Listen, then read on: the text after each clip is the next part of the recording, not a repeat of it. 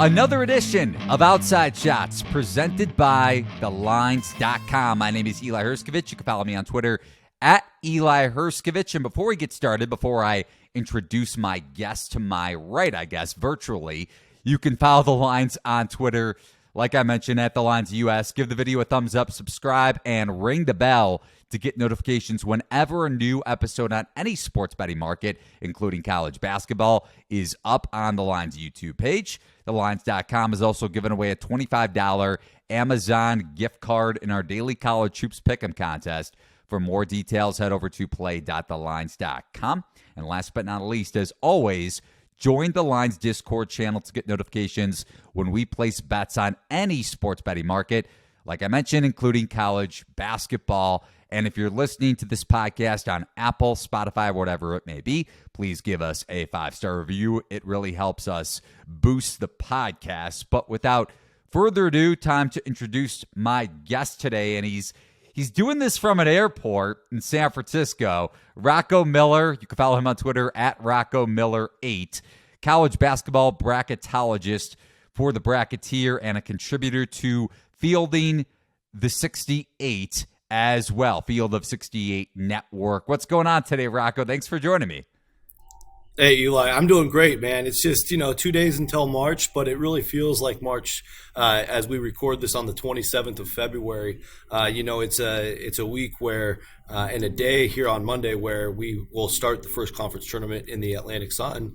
And segue, I am on my way to ASUN territory to be at Kennesaw State for their first home game tomorrow night, and the entire tournament, as you know, are all on campus sites. So Owls fans are hoping it's the first of 3 in Kennesaw, but it's a heck of a story. A team that was buried in the 300s in their pretty much entire D1 history, and Coach Abdur Rahim has now taken them to the number 1 seed. Much to many surprise over Liberty winning that tiebreaker and beating them head-to-head in their only meeting. So really excited to get down there and cover that program for the quarterfinal round. How are you today? I'm doing good, man. I'm just trying to get my bearings together as we almost hit March, like you said, and we were going back and forth before we started the podcast, and I found it funny because you said your birthday and your wife's birthday both fall in March. I can't imagine having my birthday, let alone my girlfriend's birthday, during March Madness or on Selection Sunday. So I don't know how the heck you're dealing with this week, conference tournament week, next week, conference tournament week, and then March Madness, man. Good luck to you. I appreciate that. It's an annual, trying to mold it like clay to get it right. Last year we had more landmark birthdays, so we actually went to Vegas for the first half of the month, and that sounds insane. I get that, but we only did a couple nights on the Strip, and we spent the rest of the time at an Airbnb. It actually was great for championship week for me because I, as you know, am pretty locked in on everything going on nationally, and it was a nice quiet. Anything off the Strip in Vegas isn't too bad because you get a pool and some sun and a couple of TVs and a bunch of basketball. It's not bad. And then we were able to kind of do our own thing low key. I don't think it was perfect, but it kind of checked a few boxes. We got to do some nice dinners, and now this year we'll see how it plays out. But yeah, it's always a little different. We're trying to figure it out to get it just right. But 1 year we did have her birthday fall on Selection Sunday, so we had to cram a lot into the Saturday, and I do feel bad about that. It's but when there's only one day a year that defines my work, it's really tough.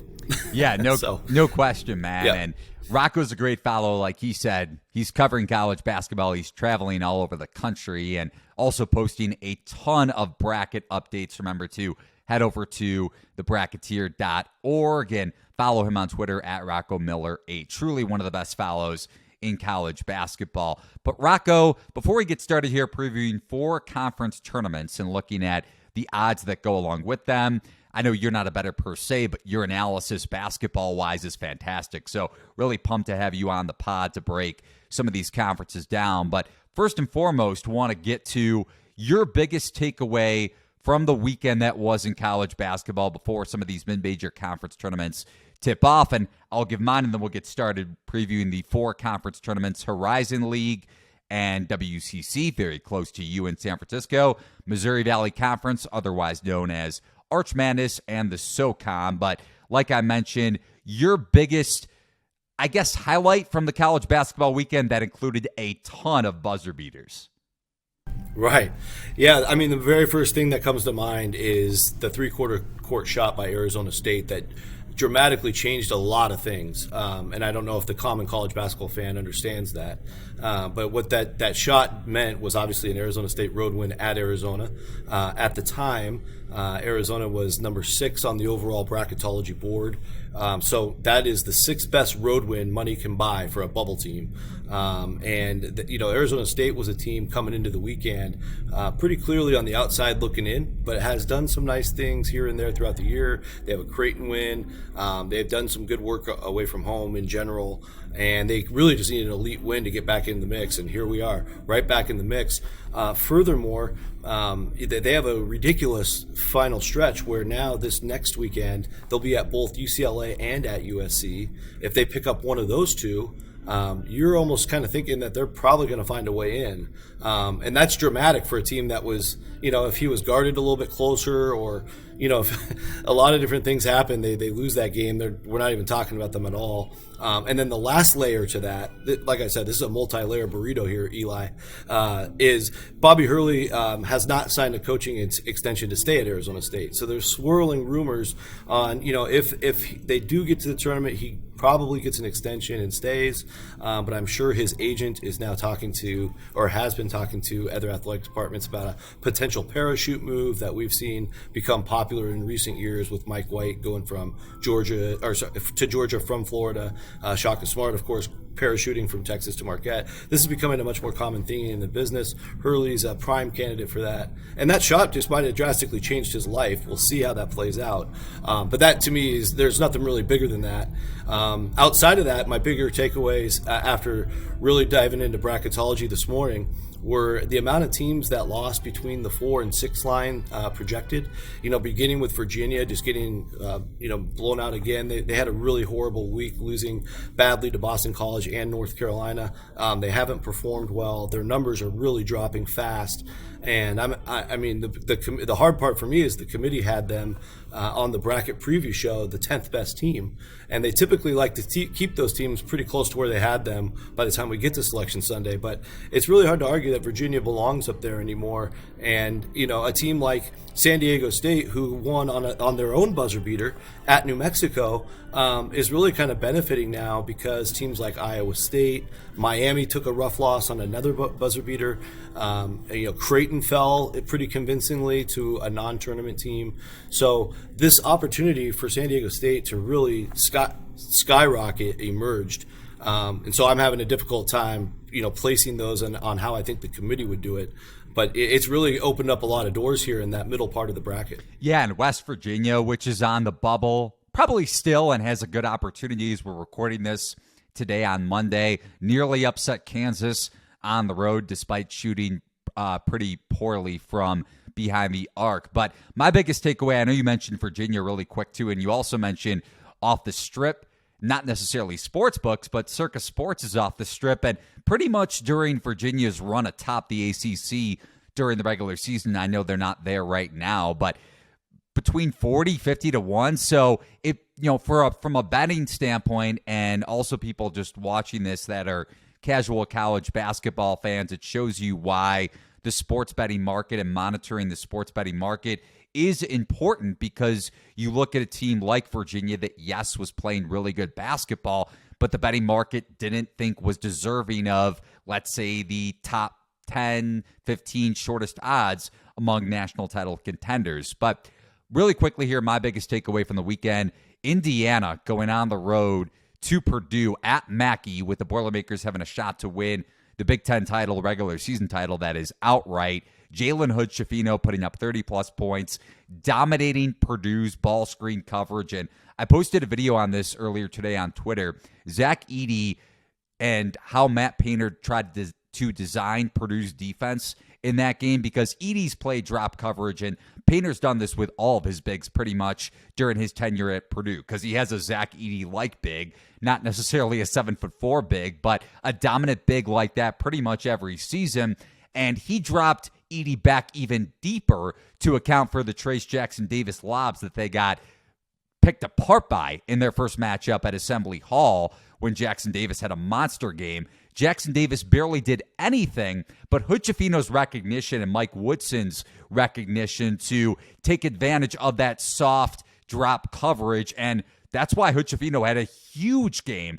It doesn't hurt when your mid-range game is pretty much seamless and you're hitting all of those jumpers. That's kind of variance, and then you tack on that Purdue missed a ton of open threes, but I was super impressed with Indiana for a team that didn't look, among the national title contenders after the way they performed on Tuesday at Michigan State, but I think that spoke more towards Trayce Jackson-Davis's usage and him getting more down because we saw what Indiana could be, and they don't even have Xavier Johnson back yet. So, Rocco, I'm curious where you have Indiana right now in your bracketology. Well, Indiana's a team that the committee was super high on compared to the majority of us, including myself. I didn't think they belonged in that top 16 preview at the time of the show, but clearly the committee did, and that was one of the clues that I had that they're really high on road wins and maybe even higher than neutral wins, because to put them above UConn at that time was pretty telling for a quick example. But now I think right now it's Marquette, Indiana, and Gonzaga for the last 2 3-seed spots, and the third in that mix, whoever you want to take, would still be on the 4-seed line, but they're right there. The committee had them as the best 4-seed then. So since then, Indiana's had that big win at Purdue. They've beaten Illinois, of course, at home on that Illinois win, and then they got beat pretty good on the Michigan State game where it was an emotional night for the Spartans following the shooting. So I think Indiana's either right where they were or they're maybe a little bit higher because both Marquette and Gonzaga have also played well during the same stretch. But in general, I'm really curious, how it works with Xavier Johnson, as you mentioned, because sometimes when guys come back from injury, maybe ultimately they do get better, but sometimes those first couple games back, it kind of throws off the rhythm and good things they had going without him. So that'll be interesting to see how that plays out.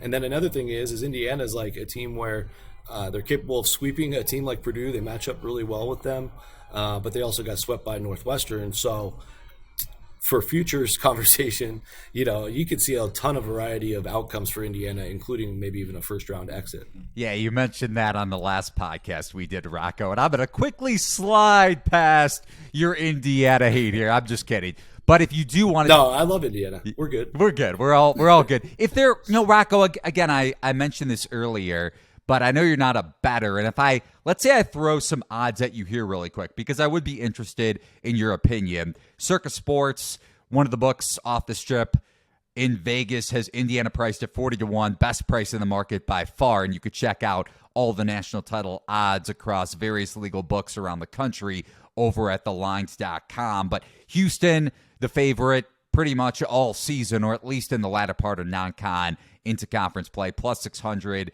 over at Circa Sports. Then Bama dealing with the Brandon Miller situation, plus 950. Kansas, 10-1.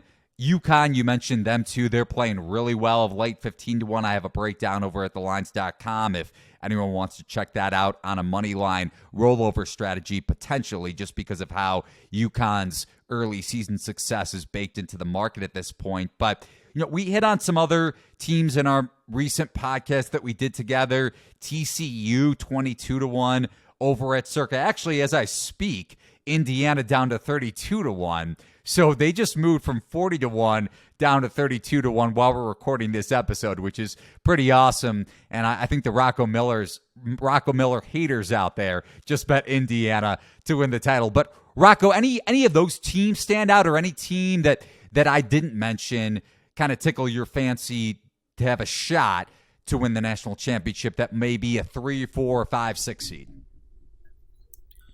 Yeah, well, first of all, hopefully there's no haters out there. I got nothing but love for all 363 and all 32 conferences. That's how I roll.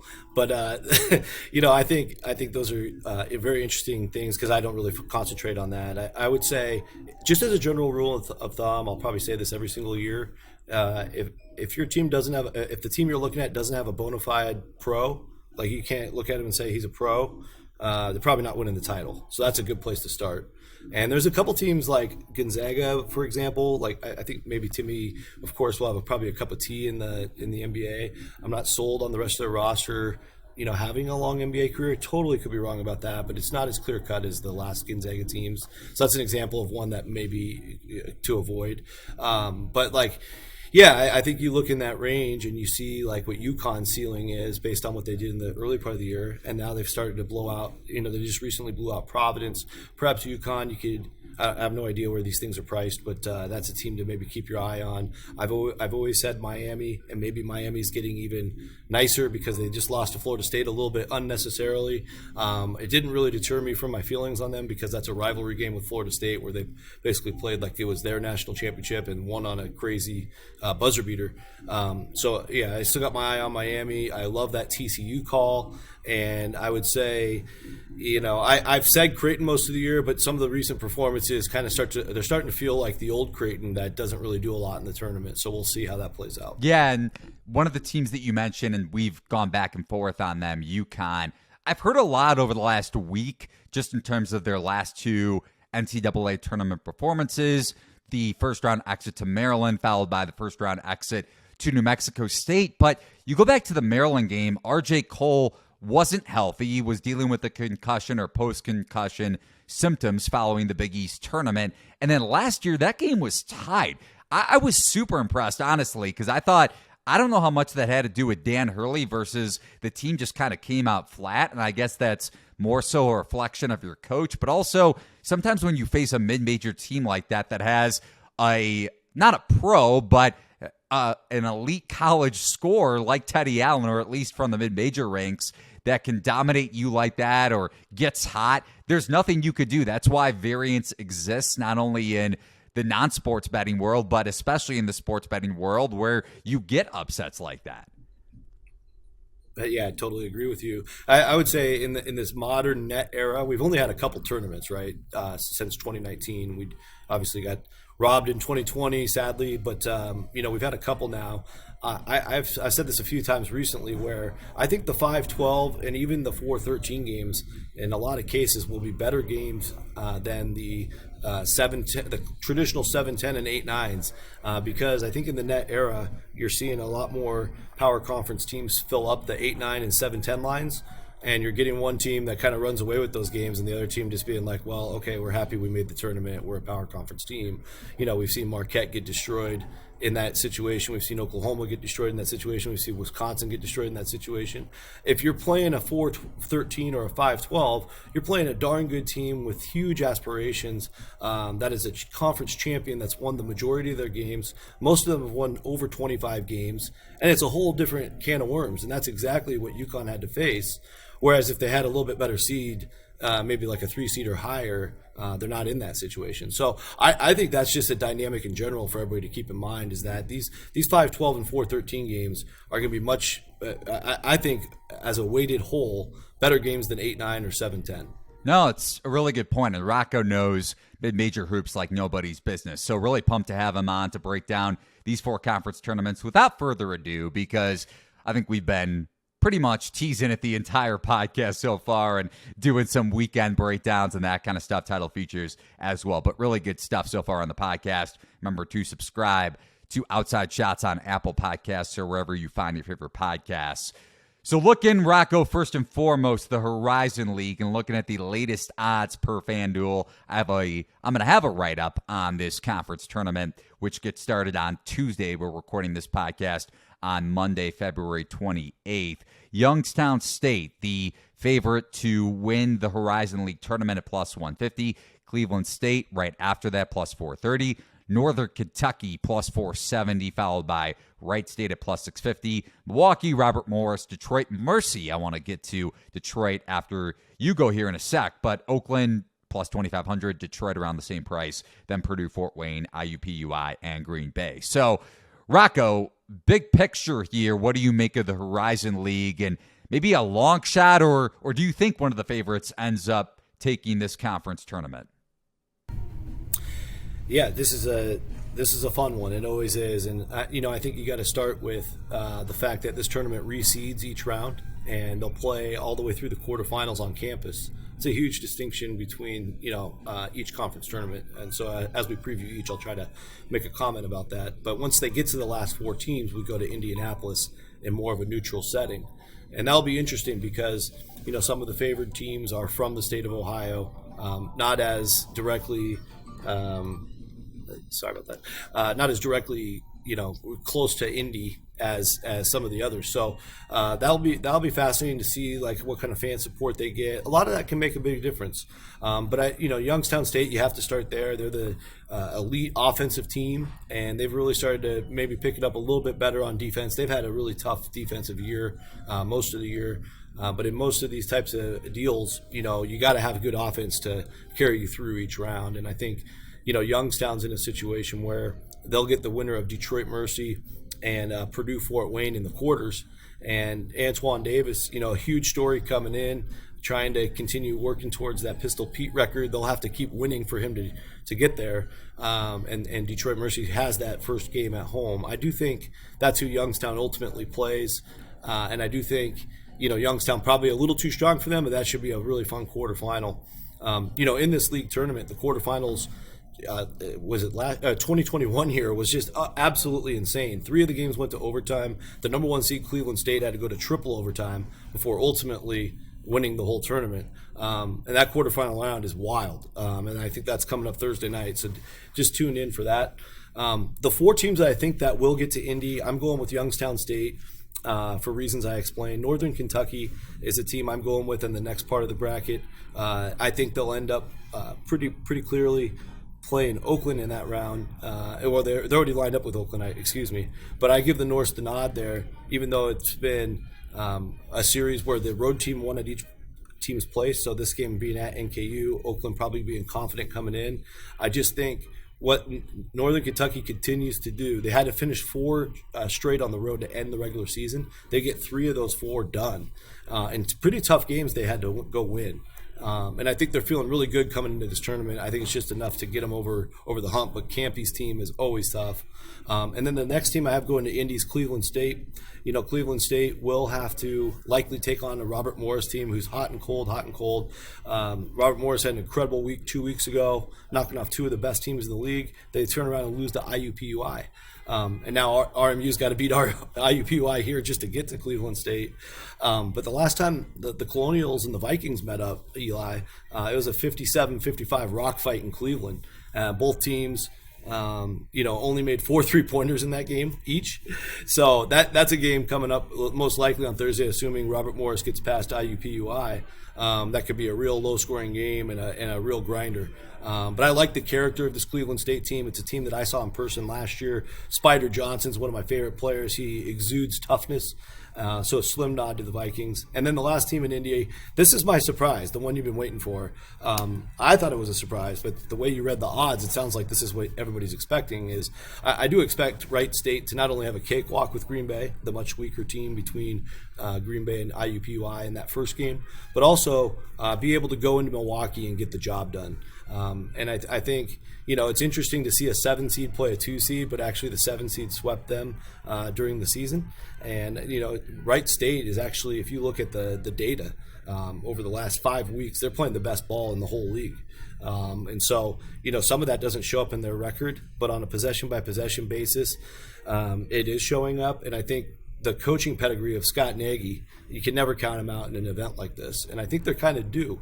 So I think Wright State gets to Indy. Apologies to Milwaukee, but first-year coach Bart Lundy, still a successful year. Then in the championship game, I do have Youngstown taking on Wright State. I like the Youngstown NKU battle. I think it will be a battle. Penguins just a little too much offense. I think it's going to carry them through. It will behoove them to build a big lead early in that potential matchup. On the Wright State side, I think even though they got swept by Cleveland State during the year, I think that just plays into the revenge factor, and I think the Nagy factor really gives them an edge against first-year head coach for Cleveland State. So Youngstown Wright State, to me, last time they played, they went triple overtime. So that could be a wild one. It could be a wild championship game. I think the major upside from a betting standpoint is obviously Wright State, but Youngstown's the favorite. I can easily see them winning it as well, and that's how I see it playing out. No, everything was fantastic there.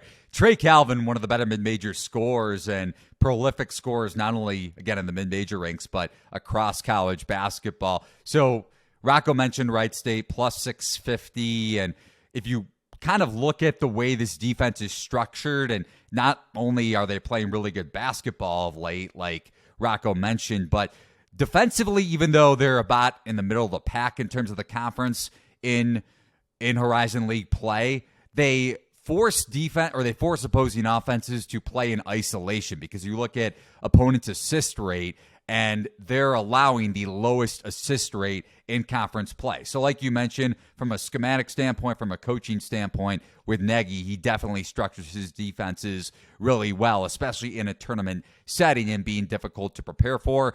I don't think I'm going to have a bet in this conference tournament futures market, to be honest, but Detroit to me is worth a look just because of the way Davis can take over a game. And we saw it last year. I forget who they played, maybe in the second round. I think I bet them plus 3.5. They got blitzed in that game because Davis was getting doubled essentially on ball screens and had a horrific shooting night. But I mean, it's hot and cold with that guy. If he goes off, Detroit has a shot to go deep in the conference tournament. So it was worth a look for me, but then when you start digging, even though the number is intriguing at plus 2,400, plus 2,500, so 24, 25 to 1, I'm okay. But I do like your Wright State call. It's an interesting pick, especially with another prolific scorer like Trey Calvin. We saw him in non-conference play when Louisville was being priced into the market way too aggressively, and he had a huge game at Louisville they upset them within the first 2 or 3 games of the season. So I like it, and maybe you should place a wager when you get to one of these legal betting states on Wright State, man, or I'll let you stay away from that if you want to as well. Yeah, it's really not my thing until we get to March Madness, then maybe a couple bucks here or there on the tourney, but I got to stay in my lane. But the thing I would say there is, all these tournaments are about matchups, and that's why I go into the nuts and bolts about how they're going to get there. And Wright State just has a really great draw. I mean, Green Bay is pretty much done. They're looking for a coach. Players they've been just getting killed. It's not even going to be a sweat for them, in my opinion. And then they're going to go to Milwaukee, which is the most, even though they're the number 2 seed, that's the best place they could have gone. So if they go up there and get that done like I expect them to, that gets them to Indy. They're rested. Now they're on a neutral court. They don't have to play at campus sites anymore. So it's a beautiful draw for Wright State, and that's half the battle in all these brackets. Let's move on. So we hit on the Horizon League tournament. We'll now shift our attention to the WCC, which again is in Rocco's area on the West Coast. So looking at the odds here, latest odds per DraftKings. This conference tournament tips off on Thursday. And again, we'll have full conference tournament preview breakdowns written over at thelines.com, so be sure to check those out. But St. Mary's Gonzaga open minus 110 each, so co-favorites to win the conference tournament, but Gonzaga took some early money, and they're now, again, not a huge differential, but minus 115, so 10 cents higher than St. Mary's, which the Gales are priced at minus 105. Santa Clara, BYU, both at 50 to 1. I want to hit on a thought there after Rocco goes. San Francisco, 100 to 1. LMU, which upset St. Mary's 2-3 weeks ago, 100 to 1 as well. Then Portland, Pepperdine, San Diego, and Pacific obviously round it out at much higher odds. So anything worth a dart there for you, Rocco? Because when I'm digging into St. Mary's a little bit of late, defensively they've been a little bit more vulnerable. And then you mentioned it when we were talking about college basketball futures. Gonzaga doesn't necessarily have that pro like we've seen in years past, like Jalen Suggs and Chet Holmgren, but also defensively, especially around the rim, they're very susceptible without that Holmgren-like presence with blocking shots. Yeah, no, fair points. And I'm more concerned for Gonzaga's sake on the national level when they get to the NCAA tournament for that reason, depending on who they match up with. I think here in the West Coast Conference, probably the most surefire pro plays for Santa Clara in Pods. So with Pods, he's just so dynamic. He just won his 4th Player of the Week award, which is a new Santa Clara record. And a guy named Steve Nash played there, so that's a pretty big deal. And I think Santa Clara's got a nice setup to be they're the clear 3rd best team this year. The problem for them is they didn't get over the hump in any of their 4 tries against St. Mary's or Gonzaga. So Santa Clara's got to mentally get over that hump, and I beg to predict that they're going to be able to do that on back-to-back nights on a Monday and a Tuesday in the semis and the finals. But if there is a dart throw, it's them, because they do have a pro. They have a great offense. They had a huge lead on Gonzaga early. They let it slip. Last year, they beat St. Mary's at home in a big nationally televised game. So a lot of those guys are still there, minus Pods. So Santa Clara's got if anybody's going to do it, it's going to be them. The other side is LMU, who has actually beat both teams. I think LMU could easily lose to BYU in that 4-5 game before they get to Gonzaga. In fact, that's what I would predict. I think BYU's playing a little bit better basketball now, and BYU's playing better defense. And I love great defense when it comes to March. So that's a big deal. And so I think we do end up with that Gonzaga St. Mary's championship game. Ultimately, I think fans need to realize, if they don't already, this ladder bracket format pretty much makes it impossible for the 7 through 10 seeds to make any kind of run, and then BYU being 5, San Francisco being 6, in a really, really tough spot to make a run as well. So you really zero in on those last couple teams with this format. And in round 3, I will take Gonzaga, just because if you watch both the matchups, Gonzaga pretty much had both those games won, pretty convincingly the other night in the Kennel. And then in the first matchup, they had an 8-point lead with about 2 minutes to go on the road. End up, giving up a big rally there to St. Mary's and losing in overtime. But Gonzaga's looked a little stronger in the head-to-head. I also, even though I love St. Mary's, they're in my backyard, friend of the program for sure. They're a little bit vulnerable in these closer games. You saw them lose to Washington in overtime. They lost at home to Colorado State. New Mexico took it to them at home. They've been able to blow out a lot of teams, and that's really helped their numbers. But I think in close games, there's a lot to be figured out with this team. And so nod to Gonzaga from my standpoint. Yeah, and we were DMing about this a little bit over the weekend, how Mark Few kind of threw a wrinkle at St. Mary's and Randy Bennett running out that 1-2-2 full court, 3-quarter court press, and not allowing St. Mary's to get into that patented ball screen offense, which Bennett adores over the last decade plus and beyond that. So, and St. Mary's offense, granted, they made a little bit of a second half push, but they weren't nearly as efficient as we saw down the stretch in the second half of that first matchup, where Aidan Mahaney took over with that ball screen offense, dominated Gonzaga around the rim. And that's especially notable because of what I mentioned earlier. Gonzaga doesn't have that rim protection, which really allowed Mahaney to get to the basket. But a team that, you mentioned Santa Clara, and they're priced at 50-1. I'm curious what you think of the other team. And you kind of alluded to it a little bit, and especially when you were talking about matchups with the Horizon League, because BYU is priced at 50-1 to win the WCC tournament, and they wouldn't play Gonzaga, because I agree with you. I do think between the two teams, Gonzaga is playing better basketball of late between them and St. Mary's.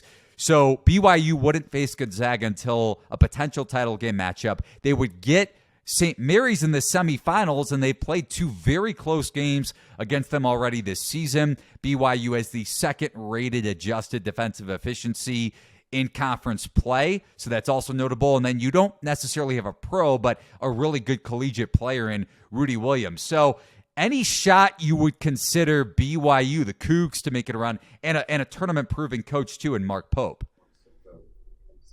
Yeah, I give them a little bit of chance. I mean, both those matchups were really good matchups. BYU just couldn't make the key plays down the stretch. They got Mahaney'd in the game in Moraga. It's a verb that's come to life here in the Bay Area. His clutch shot making when the Gales really need him, especially in those home games that they've been able to pull out, like the Gonzaga one. And so, they've been right there. And BYU is just a team that's built for the future. They got some awesome freshman talent, and Rudy's a vet that helps carry them. I just don't think I think it's possible to get past St. Mary's. So I'm with you on that. But I do think they're going to be in a situation where coming right after a big, emotional, tough, hard-fought St. Mary's game, St. Mary's is just going to do Gonzaga a favor. You're going to have a worn-down BYU team that Gonzaga will eat alive in the title game. No, it's a good point for sure. If it were to get to that point, just from a betting sense, let's say you had that 50-1 ticket with BYU in the title game, you can't necessarily hedge off because Gonzaga is going to be, like you mentioned, a massive money line favorite pregame. But let's say somehow BYU starts out hot. Maybe Gonzaga's priced around -130, -150 live in game. And granted, you also can't necessarily get as much down in game as you can pregame for any sort of a bet, depending on the sports book, that is. Then you can maybe start to hedge off on your BYU futures ticket. Because I agree with you. From an emotional standpoint, from a tired leg standpoint, if you somehow beat that, well, I guess you're not going to be playing up and down against St. Mary's, but from a pace standpoint, if you somehow win that grind out game against the Gales, very tough to turn around the next night because you don't have a day off in between that matchup and a potential BYU Gonzaga title game. So good breakdown from Rocco there, as always, on the WCC, very close to home, very tight with the St. Mary's program, like he mentioned too. So hopefully Randy Bennett isn't pissed off as we're talking about some potential upsets here down the road. But looking at the Missouri Valley Conference, Rocco, no odds out for this conference tournament just yet. But if you look at how and by the way, I've said this a lot, but you should follow Rocco on Twitter at RoccoMiller8 because he is the full tournament breakdown in terms of the seeding, tweeting it out consistently throughout the weekend and as the days move along here, heading into the high major conference tournaments. But Bradley earning the number 1 overall seed in the Missouri Valley Conference Tournament, or otherwise known as Arch Madness. Then you have Drake, Southern Illinois, Belmont rounding out the top 4. I'm intrigued by the number 3 seed SIU, but I want to hear your take on any potential dart throws. I know we don't have odds, or if you like one of the favorites. Yeah, I mean, I did a breakdown like I do on all the tournaments, and I think, if you want to get really crazy, the team to really pay attention to is Valparaiso at number 10 seed, mainly because they've been playing super well and just not getting over the hump. Just lost again in overtime on the last day to Murray State, but playing really, really tough. Ben Krikke arguably has been, maybe you can't put him above Tucker DeVries but he might be the second best player in the league right now. Ben Shepard's an excellent player at Belmont, and there's a bunch of other names you could throw out there. But I just think Valpo's being slept on. I think even though they're losing close, they're now entering an event with nothing to lose, and they get to play Murray State right away again and avenge that loss. I think they'll do that. Not that impressed with Murray State unless they're at home. Murray State, for their argument, they do have an amazing fan base, so they could pack St. Louis. Maybe that's enough to carry them late. But just for a super long shot, Valpo's the team, I would say. And then I think when we get down to the last 4 teams, Eli, we're going to be looking at Bradley will find a way there, in my opinion. I actually think Illinois State knocks off Northern Iowa in the opener, and then just too much firepower there for Bradley to lose to Illinois State. So Bradley gets there, and then I have them taking on Indiana State, the Sycamores, the team that started 6-0. Then they were 6-6 in the league. Now they're back to playing quite a bit better, actually. A tough close to the season with a loss to Missouri State at home on Senior Day. A little surprising. But the thing that the Sycamores do, and I saw them in person against Drake, is they come at you in waves, and that's Josh Schertz's goal. So they're built for an event like this. They're built to win every day. They could go with a different starting 5 every single game. They could give certain guys 30 minutes a game, and then the next night give them 20 based on the matchup. They're built to be versatile matchup-wise. So they're probably the most dangerous team because of that. Now, again, their play has been inconsistent to the point where it's hard to trust them. But you've seen them string 6 wins in a row together. You could see them stringing 3 wins in a row together here in Arch Madness. So I do think they beat Belmont in Belmont's first go-around here in Arch Madness. And then Drake, I do have getting there as well, and ultimately knocking off that Valpo team. But Valpo gave Drake so many fits in both games this year, and Valpo's actually playing better now. And that's why I say take a serious look at Valpo. And then I'm with you on SIU at least getting to the semifinal round. I like their matchup a lot against Missouri State, assuming that's who they play. There really no concerns there of them getting through that game. So that gets us to the semis. Then you break down the semifinals. Bradley, Indiana State could be a real slugfest offensively. One thing that people don't talk about enough is Bradley's got a real top-notch D of late, and I think that's enough to get the Braves to the championship game. And Brian Wardle's won this event twice as a head coach. I think that's a really important fact because I don't think there's another coach in the entire league that's won it since Loyola left the league. And DeVries over at Drake, he's got to the championship twice and fell short. So that's a storyline to keep in mind as well. You get to the second semifinal with Drake and SIU. I think Drake really manhandled SIU twice, so it's tough for me to pick SIU to beat them. So as long as Drake gets there and it's not Valpo, I got to go with Drake. And that gets us back to another Drake-Bradley showdown, and it's a rematch of the 2020 title game that ended up not getting a team to the tournament, but Bradley won that game, and then we had coronavirus a couple days later. This will be revenge time for a guy like Roman Penn and DJ Wilkins, who both started that day, and they're still at Drake. So I'm going with the revenge factor in the title, Drake over Bradley. It'll be a heck of a game. It's going to be an amazing tournament. Even on Thursday, there'll be 4 great games. You just can't miss it. It's one of the best. Man, take a sip of water. Take a breath. That was awesome, man. This is my favorite. I think, I want to get your quick take, and then I'll go into SIU. Is this your favorite conference tournament, at least for week 1? Just me being in the Midwest, I love it. Oh, for week 1, 100%, no question. Not even an argument. I think the top 2 in the country are very clear to me. It's the Big East tournament and it's Arch Madness. I don't think any of the other 30 come close, even though a lot of them are great. Those 2 are just different, and the atmosphere and everything that goes along with that tournament on both ends is a whole different level, in my opinion. Yeah, no, I'm with you. And you mentioned a couple of things, a lot of great insight as always. Brian Wardle. I had a bet on Bradley. I think I did a money line rollover on the Braves, so I had a decent amount riding on Bradley to beat Northern Iowa. I think it was in the 2019 MVC title game, and they overcame an 18-point second-half deficit, one of the best comebacks I've seen, especially from a betting standpoint. Bettors always say they remember the losses more so than the wins, but I remember that win vividly because that was a heck of a comeback.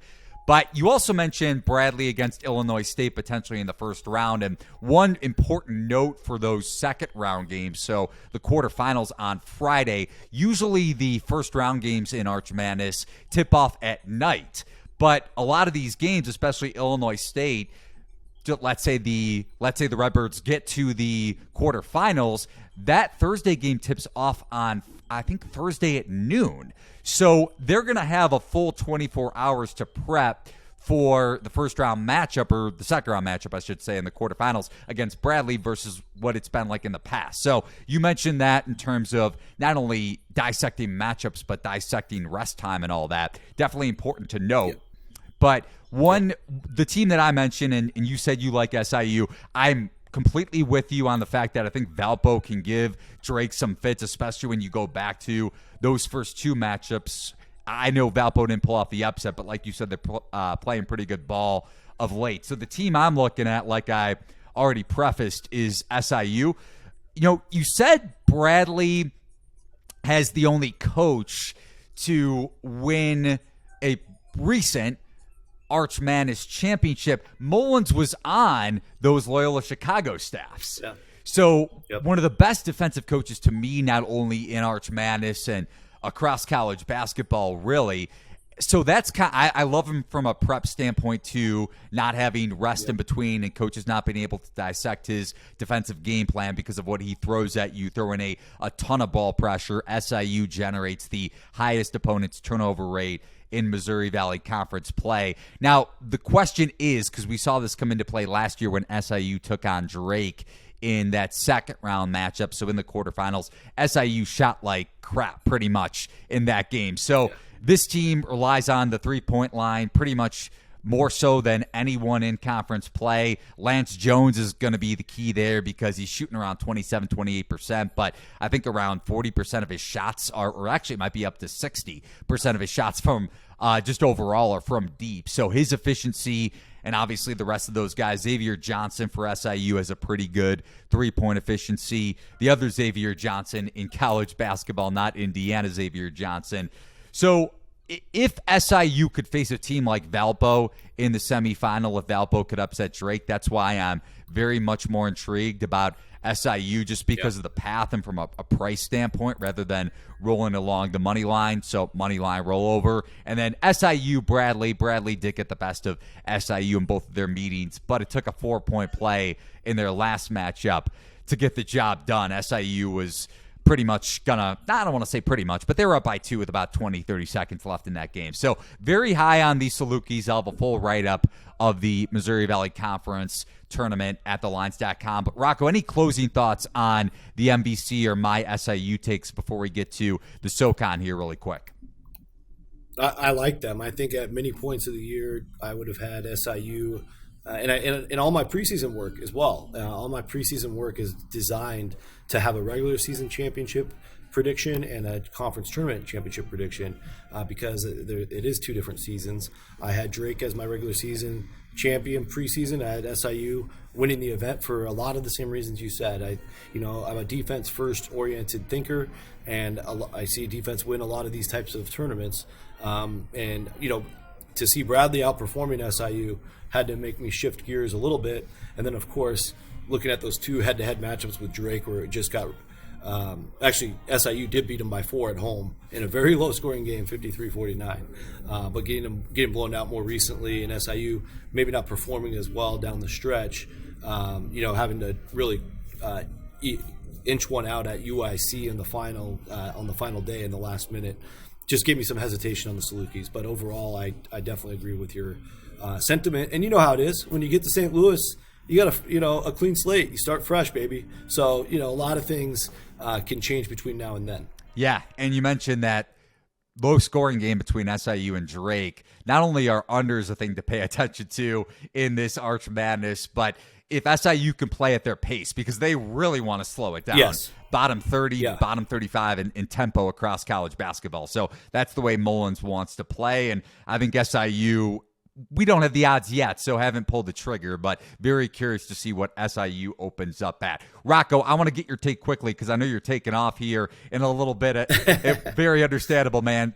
Very gracious with your time here on the Outside Shots podcast. SoCon tournament tips off on Friday, March 3rd. DraftKings odds as of this recording on Monday. Furman the favorite, plus 120. UNC Greensboro, intriguing number 3 seed in the conference at plus 250, ahead of the number 2 seed Samford, plus 400, then Chattanooga, Wofford, and so on and so forth. So are you taking one of the favorites to win the SoCon, or are you looking at maybe one of the long shots? Yeah, I think one of the intriguing teams here is East Tennessee State. Because 20-1, by the way. I think yeah, I mean, that's a little high, I would imagine. East Tennessee State's a team playing a little bit better here down the stretch, getting a little bit more confidence in them. They actually just beat UNCG, and I think was big for their confidence in a 1-point win. And they come in as the 5 seed. Western Carolina is kind of all over the place. It's impressive that they got the 4. And I get that Western had their way with the Bucks during the regular season, but those games happened a little bit earlier in league play, and I think it's revenge time, and I think ETSU does get to the semis. The big story, as we all know, is Furman losing last year in the championship game on David John Baptiste's long 35-foot, insane buzzer beater. Your heart breaks for Furman that year. They've been so close so many times under Bob Ritchie, still have not gotten there. So the monkey is turned into a gorilla, and that's on the back coming into Asheville for the Paladins. So that'll be their first real test, I think. I don't think they have any issue with Mercer, who I expect to beat the Citadel in the 8-9 game. But then I think Furman ETSU could get pretty interesting because they just recently played, I think, a tight game, and ETSU has nothing to lose. So see how that plays out. And then on the other side of the bracket, I do think we end up with the 2 and the 3, Samford and UNCG, and that's a situation where Samford swept the Spartans, including a 12-point win just 2 weeks ago. But I think, I'm going back to defense here. UNCG has the best defense in the SoCon. And, I think it could really frustrate the things that Buckyball likes to do. And maybe the Spartans haven't shown them all their different combinations of presses and zones. So I just going with more of a feeling here that Greensboro gets to the championship. And I will stick with Furman. I don't have the guts to take ETSU, but it's a good long shot. And then in the championship, I think it's a matchup between two teams that split the regular season series. So again, this could go either way. I think the fuel. This is where if Furman just gets to that game, I think the fuel from last year. It's time to exercise those demons. I think the time for Furman to get knocked off, if they're going to get knocked off, is that semifinal round. So that's kind of my overriding theme on that. Just after thinking through it in my head for a while. And I think Furman gets it done against a really tough UNCG team. I'm with you. No, I think the forward thinking, I guess, in a sense, with Furman after losing in the SoCon title game last year, and you have Bothwell, Slauson. I like UNC Greensboro for sure, but that's a team, if Furman gets in, I would say it's Furman or nothing here, Furman or pass, even at you're getting plus money, so granted it's not like you're paying juice or anything on Furman to win the conference title. I think Chattanooga had a little bit of a better price tag last season at plus money, but still plus 120, and that's a team that can make a lot of noise playing 5 out. I don't want to necessarily say they can make a Sweet 16 because, as we know, a lot of tournament runs, whether it's conference or in the dance, are predicated around matchups. But this is a team, the Paladins, can definitely make a tournament, a March Madness run because of their scoring and their ability to space the floor. Now, oh yeah, I mean, look at all the Power 5 teams they've beaten in the last 3 years. It's the same guys, it's the same system. They remind me. I was just in Toledo, Ohio last week, and they remind me a lot of Toledo on how they just attack, and they can really overwhelm a power conference team. They've done it plenty of times in the past, and so yeah, I mean, man, and just think about, I love the human element, Eli. Think about the human element if Furman finally gets this SoCon title out of their way, and then they can just go play ball in the NCAA. They will just have so much fun with that, I think. That makes them even more dangerous in that setting.